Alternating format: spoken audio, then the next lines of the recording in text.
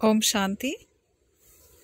ಪರಮಾತ್ಮನಿಗೆ ರಾಯಲ್ ಭಾಷೆಯಲ್ಲಿ ಅಂದರೆ ಸೂಕ್ಷ್ಮ ಭಾಷೆಯಲ್ಲಿ GPS ಅಂತ ಹೇಳ್ತಾರೆ. GPS ಅಂದರೆ ಏನು? ಜಿ ಅಂದರೆ ಜ್ಞಾನ, ಪಿ ಅಂದರೆ ಪ್ರೀತಿ, ಎಸ್ ಅಂದರೆ ಶಿಷ್ಟಾಚಾರ ಅರ್ಥಾತ್ ಶಕ್ತಿ.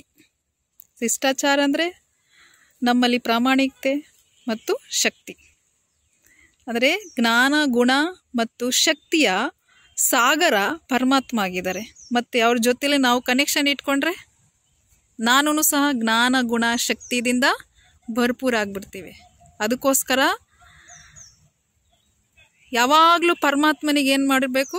ತನ್ನ ಜೊತೆಲಿ ಇಟ್ಕೋಬೇಕು. ಜ್ಞಾನ, ಗುಣ, ಶಕ್ತಿದಿಂದ ಭರ್ಪೂರ ಆಗಬೇಕು. ಯಾಕೆಂದರೆ ಪರಮಾತ್ಮ ಪವರ್ ಹೌಸ್ ಆಗಿದ್ದಾರೆ. ನಾವು ಆತ್ಮೀಯರು ಒಂದು ಬ್ಯಾಟ್ರಿ ಥರ. ಮತ್ತು ಪರಮಾತ್ಮ ಜೊತೆಯಲ್ಲಿ ಕನೆಕ್ಷನ್ ಜೋಡಿಸ್ಕೊಳ್ರಿ. ಬುದ್ಧಿಹೀನ ಯೋಗ ಇಟ್ಕೊಳ್ಳಿ ಮತ್ತು ಜ್ಞಾನ, ಗುಣ, ಶಕ್ತಿದಿಂದ ಚಾರ್ಜ್ ಮಾಡ್ಕೊಳ್ಳಿ. ತನಗೆ ತಾನೇ ಭರ್ಪೂರ ಮಾಡ್ಕೊಳ್ಳಿ. ತುಂಬ ಧನ್ಯವಾದಗಳು. ಓಂ ಶಾಂತಿ.